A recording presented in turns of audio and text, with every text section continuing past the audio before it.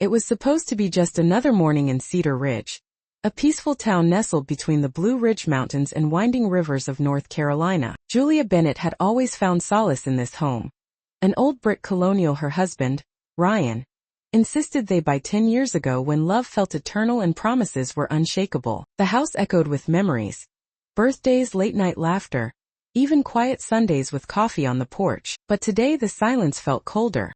Julia stood by the kitchen sink, hands motionless in soapy water, staring blankly through the window into the backyard. The roses she had planted last spring bloomed defiantly, unaware of the storm inside her chest. Ryan hadn't come home last night. Again, the calls she made had gone unanswered. Again, it wasn't sudden. The distance between them had stretched like an old rope fraying over time.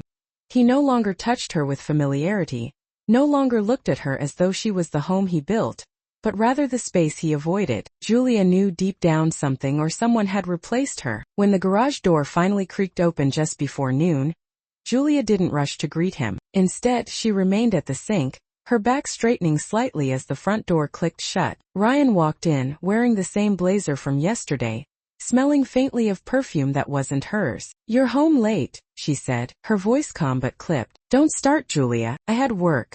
His eyes darted away from hers. "It's Saturday." He didn't answer. Instead, he walked past her toward the living room like a stranger passing through. Julia dried her hands and followed. "We need to talk." He paused, finally turning to face her. But the man she once loved, once believed in, was gone. In his place stood someone distant, someone cold. "I've been thinking," Ryan began, his tone measured. "This isn't working anymore." Julia blinked, her breath catching. "What do you mean?" "I think it's best if you move out. I'll help with the rent for a while. I've met someone else. Her name's Lexi. We've been seeing each other for a few months now. She's pregnant." It was as if someone had drained the oxygen from the room. Julia gripped the back of the couch to steady herself. The words hit her harder than she expected. Sharper than betrayal, deeper than heartbreak. "You're asking me to leave the house I made a home?" Ryan looked down. "It's complicated. Lexi's moving in. I need to do right by her."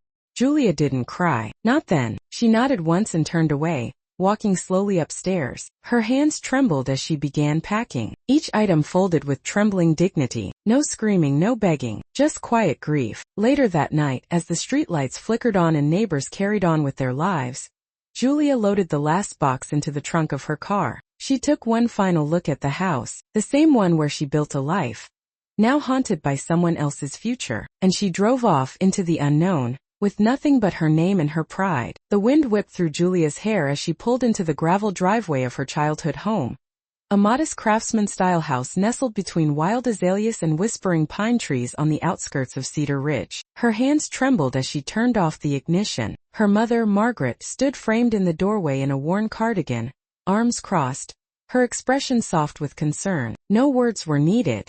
As soon as Julia stepped out, Margaret crossed the porch and wrapped her in a long, silent hug. It was the first warmth she had felt in days. "You're home," her mother whispered, a statement that felt more like a lifeline than an observation. Inside, the house smelled of cinnamon rolls and cedarwood. Familiar photos adorned the walls. Julia at her high school art exhibit, her late father with his arm around her at her college graduation. She couldn't look at them too long. They reminded her of a version of herself she didn't know how to return to. The first few days passed in a blur of sleep, silence, and shuffling from room to room in borrowed clothes. Julia couldn't bring herself to unpack the boxes sitting in Margaret's guest room. Each morning Margaret gently knocked, leaving breakfast and coffee on the dresser. She didn't push, didn't pry. She just waited. One morning Margaret found Julia sitting on the back porch, wrapped in a blanket, sketching the outline of a tree. Her eyes were tired, but her pencil moved with purpose. "I see you found your hands again," her mother said, smiling. Julia didn't look up. "They're the only part of me that remembers who I was." That night, over chamomile tea,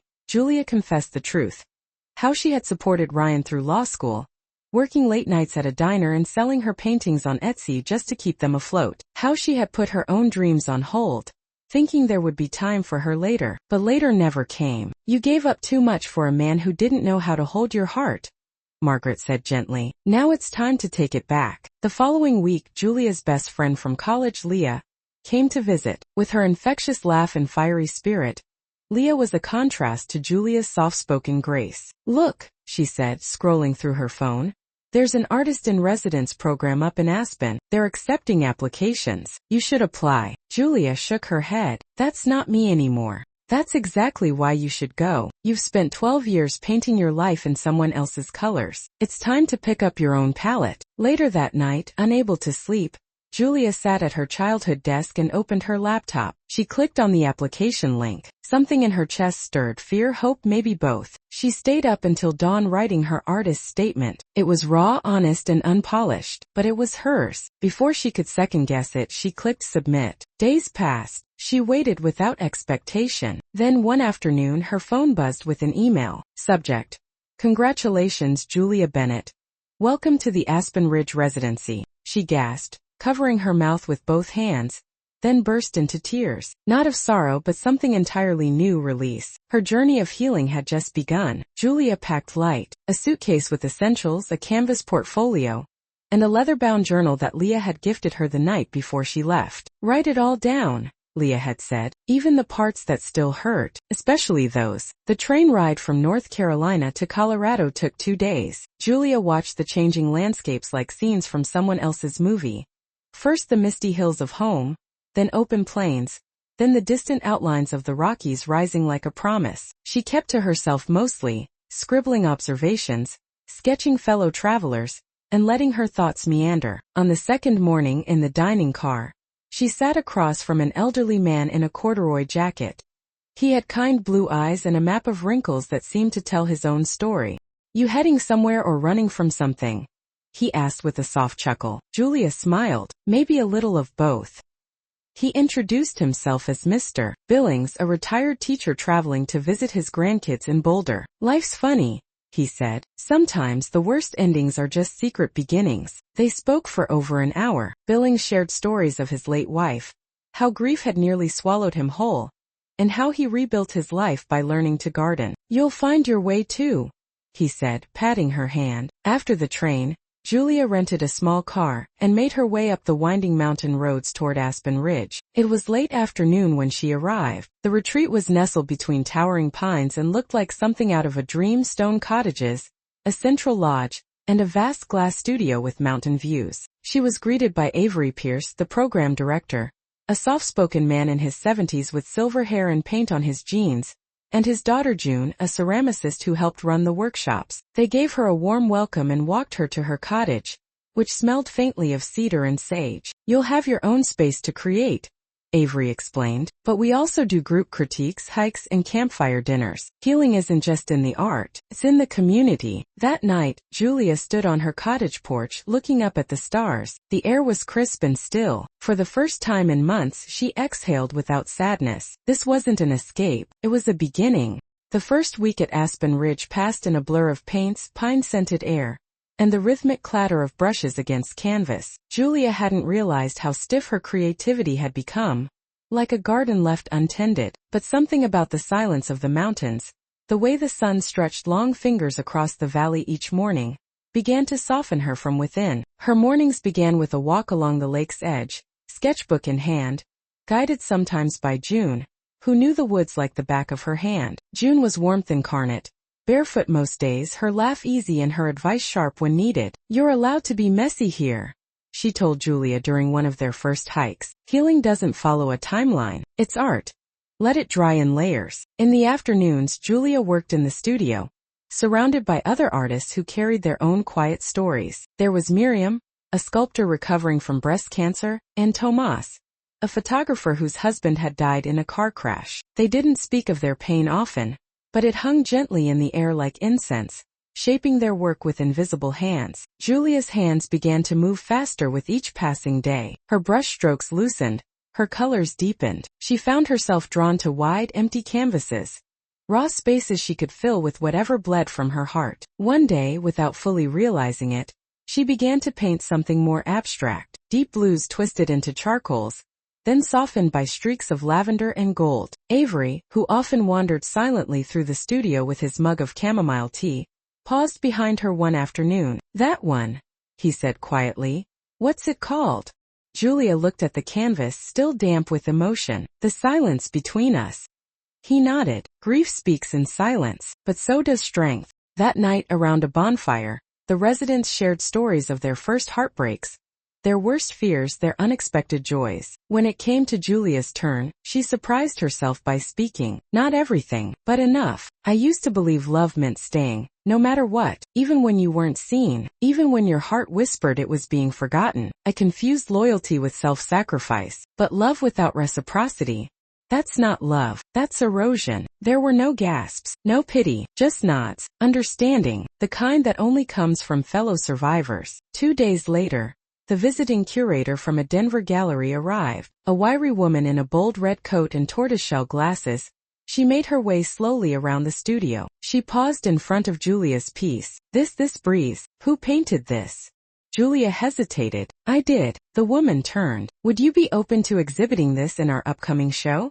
It's part of a series on transformation. This belongs there. Julia blinked. Yes, of course. After the curator left, Julia stood alone in the studio, hands trembling with something she hadn't felt in years, pride. That evening, as the golden hour lit the pines and wildflowers outside her window, Julia wrote in her journal, "Today I remembered who I am, not someone's wife, not a placeholder. I am an artist, a woman rebuilding herself one brushstroke at a time." It was the first time she signed her name with certainty. Tomorrow she would paint again. Back in Cedar Ridge, Ryan Bennett was drowning, though he didn't quite realize it yet. Lexi, the woman he had chosen over Julia, had moved into the house swiftly, bringing her loud laughter, endless social media habits, and a pile of shopping bags that had no intention of slowing down. The space Julia had once made warm with art, candles, and conversation was now littered with selfies, scented body sprays, and clashing furniture Lexi insisted was modern chic. But more than that, the house felt hollow. Ryan didn't admit it at first, but he noticed the difference in everything. The unwashed dishes, the unpaid bills piling up, the cold dinners and cold shoulders when Lexi didn't get what she wanted. He started to miss Julia's steadiness, her quiet strength, how the coffee was always ready when he woke, how she'd leave notes in his briefcase when he had a hard day ahead. The warmth he once took for granted had vanished, and all that remained was noise. Meanwhile, hundreds of miles away in Colorado, Julia Bennett was becoming someone she had forgotten existed. Her mural, "The Silence Between Us," had made waves beyond Aspen Ridge. The curator from Denver had kept her word. Julia's piece was now featured in an up-and-coming gallery exhibit titled Resurrected Voices. What had once been a private storm on canvas was now hanging in a room filled with strangers nodding in quiet resonance. When the gallery reached out with an invitation to exhibit a full collection, Julia was stunned, but Avery just smiled. When your voice returns, the world listens. Inspired, she began creating every day, each piece a tribute to a different chapter of her healing. There was When I Forgot My Name,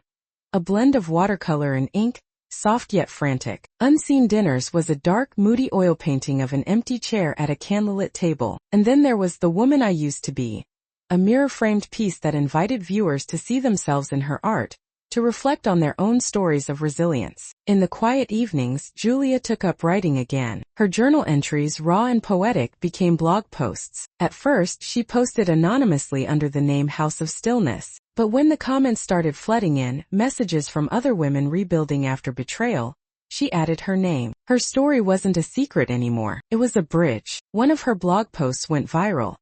How I Lost My House and Found Myself. She began receiving emails from readers across the country. Some thanked her for putting their pain into words. Others asked how she had started over. Slowly, Julia's voice was no longer trembling. It was teaching. And then one afternoon, her inbox dinged with a familiar name. Subject: Just Curious. Julia stared at the screen. The sender: Ryan Bennett. She waited 2 days before opening it.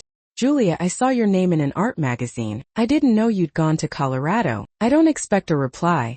I just wanted to say, I think I understand now. I hope you're okay. Or she didn't respond, not with words. Instead, she picked up her brush and began a new piece. Not out of pain, not out of anger, but because she was no longer the woman waiting by the window. She was painting from a new place now, one filled with truth, light, and power. The woman Julia used to be had been soft-spoken, invisible even in her own home. But the woman she was becoming?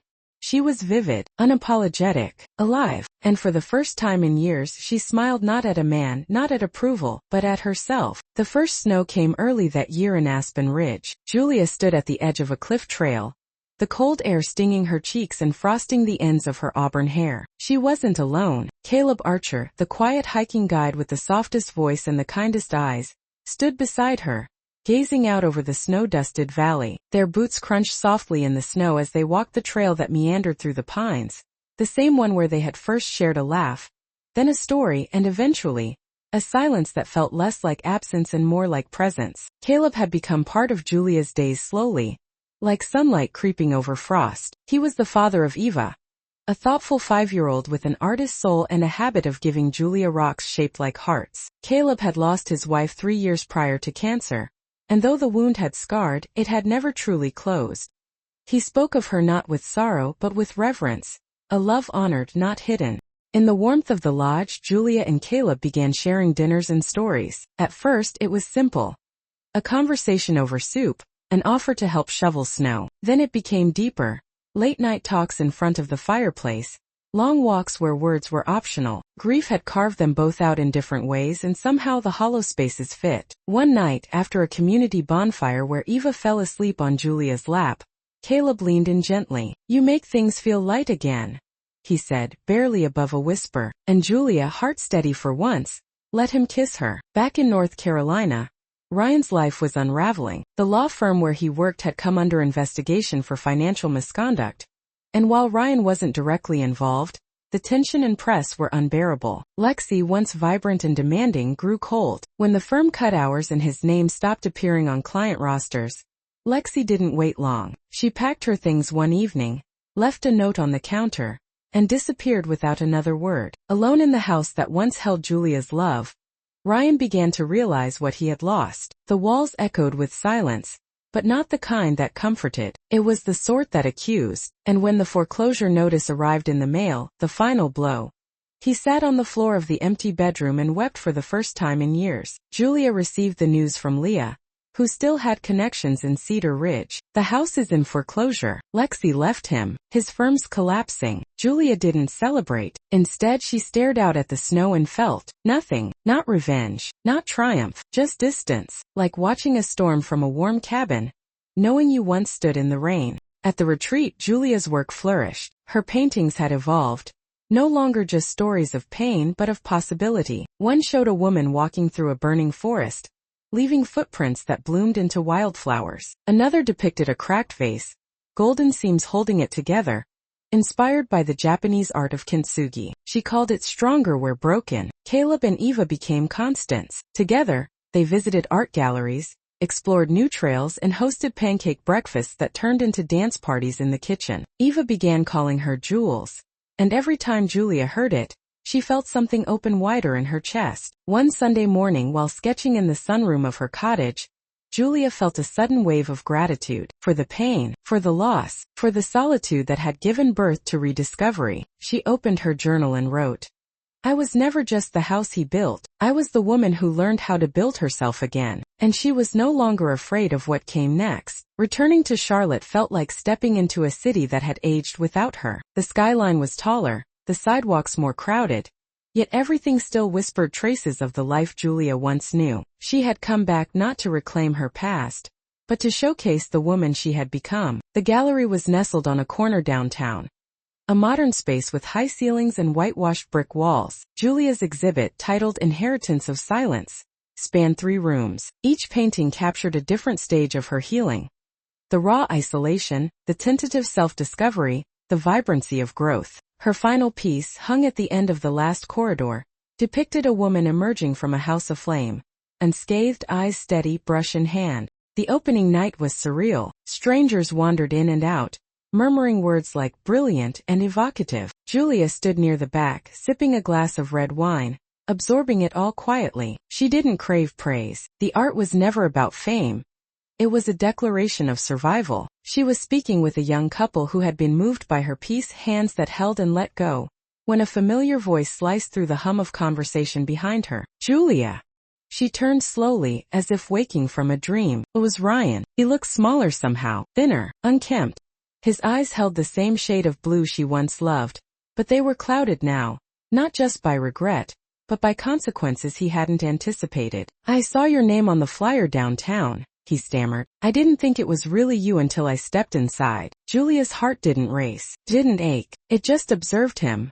Like an echo she no longer needed to answer. I almost didn't come, he continued, but I had to see for myself. She nodded once, setting down her glass. You've seen. Now you know. Lexi's gone, he said after a pause, eyes darting. Left a month ago. Turns out I was just a pit stop in her story, and the firm, well, we're under audit. I've lost a lot, Julia. The silence between them thickened. I was wrong, he added. So wrong. About everything. About you. About us. Julia studied his face. For a moment she imagined the version of herself who might have broken under the weight of those words, who would have clung to an apology like a lifeline. But that woman was no longer here. Instead, she offered him something unexpected. Thank you. Ryan blinked. For what?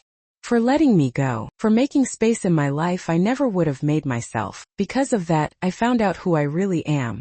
His face flushed, but he didn't speak. She took a step closer, lowering her voice. I don't hate you. I'm not angry anymore. But I won't go back. I can't. I thought maybe, he whispered, but the rest of the sentence crumbled. She smiled, soft and resolute. Goodbye, Ryan. And then she turned, not dramatically, not defiantly, but with the graceful assurance of someone who had truly moved on. The rest of the night passed in celebration. Her paintings sold. A publisher approached her about turning her journals into a memoir. Reporters asked for interviews. But more than any of that, Julia felt an internal shift, like a door had closed gently behind her, leaving only the light of what lay ahead. Later that night, she and Leah sat on the rooftop of their hotel, toasting with cheap champagne. To endings, Leah said, holding up her glass. No, Julia corrected. To beginnings disguised as endings. They clinked glasses under a sky full of stars. Julia knew now that pain had carved space inside her for something new, and she was just beginning to fill it.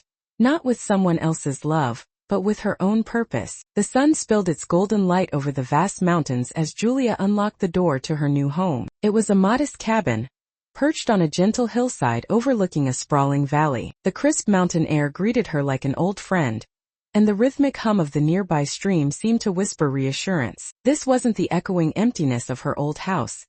This space radiated warmth, waiting to be filled with laughter, stories, and moments that mattered. Caleb had helped her carry the last of her belongings inside, his steady hands easing the weight of her past.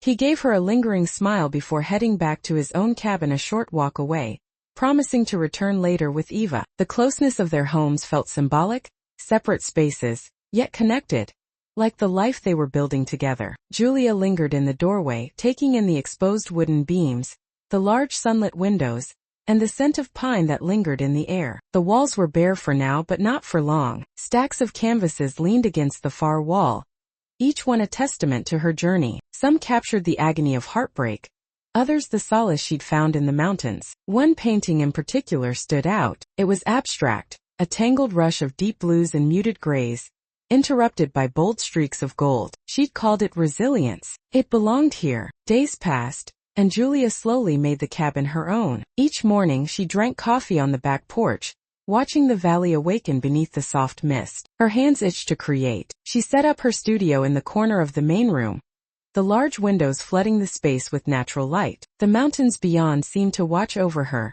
constant and unwavering. But Julia didn't only paint for herself. Her blog, once a small space of vulnerability, had blossomed into a community of readers who resonated with her words. Women from all walks of life shared their stories of heartbreak and renewal, finding comfort in knowing they weren't alone. Julia responded to as many as she could, offering words of encouragement and solidarity. It was from these conversations that the idea for Canvas Rising was born. With her savings and the success of her recent art exhibition, Julia launched her foundation. Canvas Rising was not a traditional gallery or retreat. It was a sanctuary for women seeking to reclaim their stories through art. Local artisans, counselors, and volunteers came together to create a space of healing. Women arrived bearing the weight of broken relationships, trauma, and self-doubt, and through painting, sculpting, and storytelling, they found their voices again. One of the first participants was a young woman named Mara, no older than 20, with wide eyes and a guarded heart. She had fled an abusive relationship, and now stood at the threshold of her own uncertain future. Julia saw glimpses of her younger self in Mara, the longing to be free, the fear of what freedom might bring. She guided Mara to the blank canvas, encouraging her to spill her pain in color. At first, the strokes were timid, hesitant, but as the days passed, the paint thickened, the colors grew bolder, and the cracks within Mara's spirit began to mend. Julia also dedicated time to mentoring local teenage girls, hosting art workshops in the town community center. She watched as they navigated the complexities of growing up, their laughter echoing through the halls. One girl, Sophie, reminded Julia of the girl she used to be, brimming with dreams but unsure of how to reach them. Through each brushstroke, Julia hoped to instill in her the belief that she was enough, exactly as she was. At home, Caleb and Eva became her anchor. Evenings were spent beneath the stars, sharing stories over bonfires. Eva often asked Julia about her paintings, fascinated by the way emotions spilled across the canvas. Caleb, steady and patient, held Julia close as she spoke about her past. He never judged, never rushed. He simply listened, his presence a constant reminder that love could be soft and safe. As the weeks passed, the house that once stood as a symbol of her failure no longer haunted Julia. Daniel had lost it to foreclosure, the cracks in its foundation mirroring the flaws in their marriage. But instead of bitterness, Julia felt gratitude. That house had pushed her to break free. It had led her to the mountains, to Caleb and Eva, and to the version of herself she had long forgotten. The days in the mountain cabin began to settle into a rhythm that Julia hadn't known she needed. Mornings were filled with slow sunrises, coffee steaming on the porch as she watched mist roll through the valley like a soft tide. Afternoons often passed in a flurry of brushstrokes and laughter, with Eva sketching beside her, the quiet hum of life shared with Caleb providing an anchor she'd once believed she didn't deserve. In the gentle passage of seasons, the ache that had once hollowed her began to feel distant, like a wound long healed but remembered. What filled that space now was clarity, strength, gratitude, and something else, an openness to joy without guilt. When the invitation arrived from the Aspen Gallery to speak at a panel on art as renewal, Julia hesitated, not because she didn't want to go, but because she knew what returning to that place meant. Aspen was where the unraveling began to turn into rebirth. To stand there now, not as a woman in recovery but as a woman who had rebuilt, would mean facing all the versions of herself she'd been on that journey. She accepted. On the morning of the event, Caleb helped her zip up a slate blue dress and kissed her shoulder. "You're going to change lives today," he whispered. Eva handed her a small paper heart she'd cut out, scrawled in crayon with the words "You are brave." Julia tucked it into her clutch and smiled.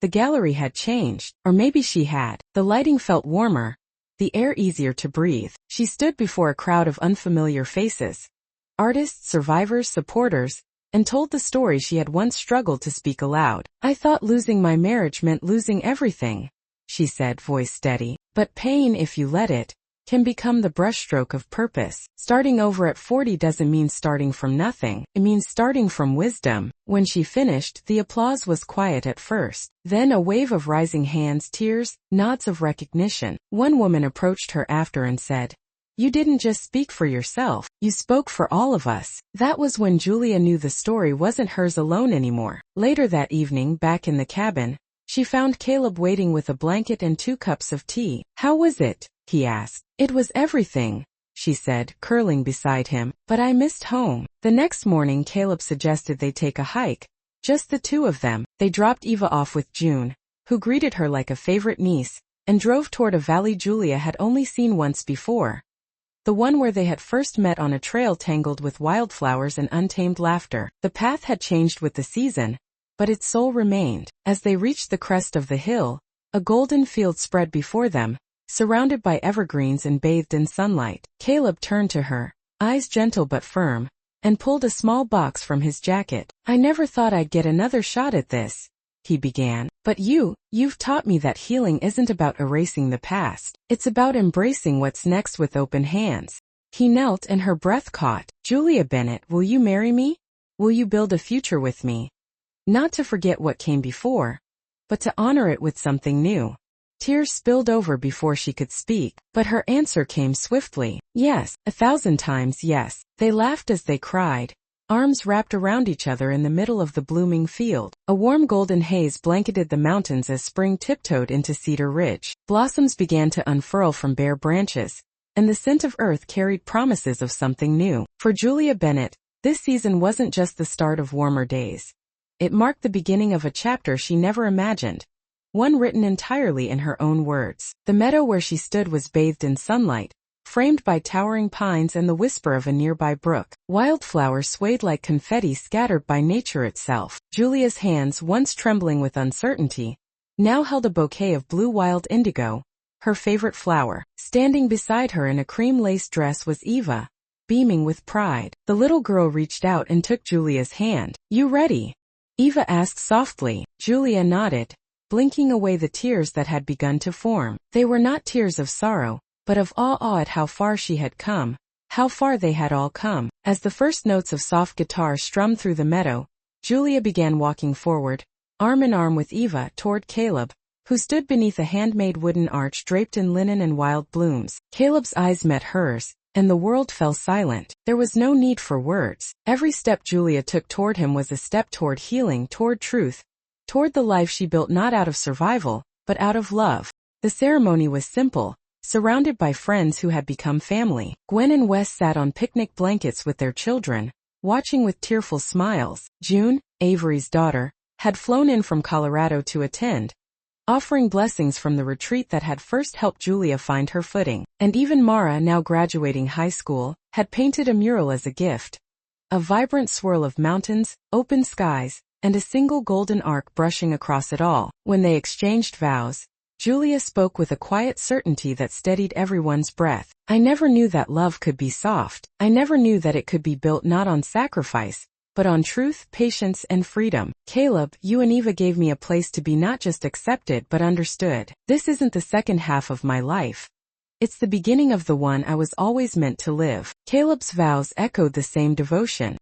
His voice cracked only once when he looked at Eva standing beside them in her flower crown and said, "You made us a family, Julia. You gave us a home." After the ceremony, the meadow transformed into a celebration of music, laughter, and food passed around by hand. Children chased butterflies, couples danced barefoot in the grass, and stories of hope and healing buzzed beneath every clink of glass. Julia's art studio, nestled near the cabin, had its doors wide open, displaying works from the women of her foundation. Canvas Rising had become more than she ever dreamed. What started as a small retreat had grown into a movement. Julia now hosted seasonal residencies for women across the country, bringing them to the mountains for a week of creative renewal. Local businesses and artists donated supplies. Counselors volunteered. What they offered wasn't just a program, it was a lifeline. Julia had also finished her second book, a collection of essays and journal entries titled The Home We Built. It climbed bestseller lists not because it was dramatic or scandalous, but because it was honest. Women across the country found pieces of themselves in her story. The grief of being unseen, the courage it takes to leave, the terrifying beauty of beginning again. As dusk settled over the meadow and the sky painted itself in hues of rose and violet, Julia stood with her arms around Eva and Caleb. Her belly had begun to round with new life, and Eva rested her hand on it as if listening for her future siblings' heartbeat. "What do you think they'll be like?" Eva asked, eyes wide. "I hope they have your curiosity," Julia whispered. "And your dad's heart." They stayed like that, wrapped in a quiet moment of belonging. Back at the cabin, after the guests had left and the stars came out in earnest, Julia sat by the window in the sunroom. A mug of tea steamed beside her sketchpad untouched. She stared out at the moonlight brushing across the trees. Caleb was in the kitchen, humming softly while washing the last of the dishes. Eva had fallen asleep on the couch, her arms wrapped around a stuffed fox Julia had sewn for her last Christmas. Julia picked up her pen and opened to a fresh page in her journal. She had stopped writing for a while, letting life speak instead. But tonight words returned like old friends. "This house didn't break me," she wrote, pausing before letting the next words come. "It built me." And with that, she closed her journal, stood, and walked into the living room to join her family. Outside, the wind whispered through the trees, not with sorrow but with song, a reminder that sometimes what feels like an ending is really just a door opening not to what was but to what could be.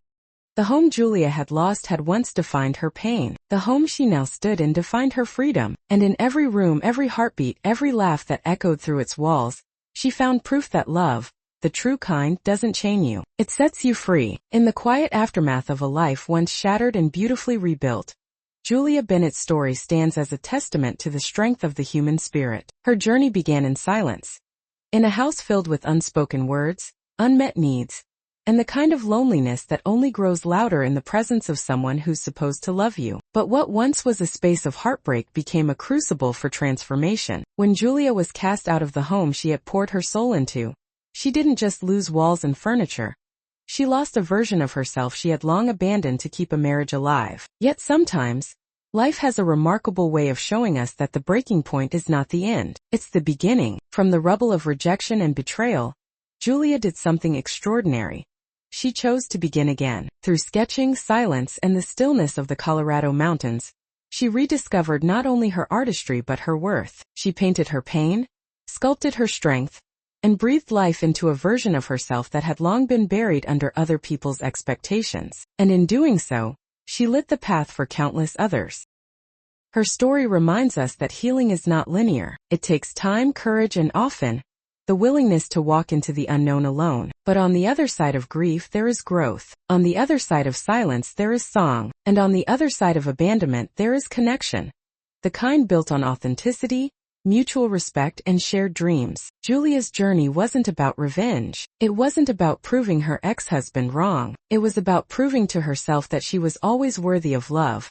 Not for how much she could endure, but for simply existing. The life she built with Caleb and Eva didn't replace the one she lost. It honored it, learned from it, and grew beyond it. The most profound lesson we can take from Julia's story is this. Your home is not defined by bricks and beams. It's built from the moments that make you feel seen, safe, and whole. It's in the laughter of a child who calls you mom, because you've earned that title not by biology, but by love. It's in the arms that hold you not because they need you, but because they choose you. And perhaps most importantly, it's in the voice inside you that says, I deserve more, even when the world tries to tell you otherwise. So to anyone who has felt discarded, unseen, or silenced, may Julia's journey be your reminder that your story is far from over. You can rebuild, you can rise, you can create a life that feels like home, even if the one you once cherished was taken from you. Start with one step, one brushstroke, one journal entry. Let your truth guide you. No matter how quiet, no matter how tentative, trust that what is meant for you will never require you to shrink to keep it. And if it hurts now, hold on, because healing doesn't just happen. It is created slowly and bravely by people like you. Julia didn't just survive, she bloomed, and so can you. If this story moved you, if you saw even a fragment of yourself in Julia's resilience, we invite you to stay with us for more. Subscribe to our channel, not just to support the content, but to join a community of storytellers, survivors, and seekers who believe that pain is not the final chapter. Together we'll share more stories of hope, of rebuilding, of women and men reclaiming their power and writing their own endings. Your support keeps this journey alive. Thank you for walking with Julia and with us. Subscribe now, and let's keep building something beautiful one story at a time.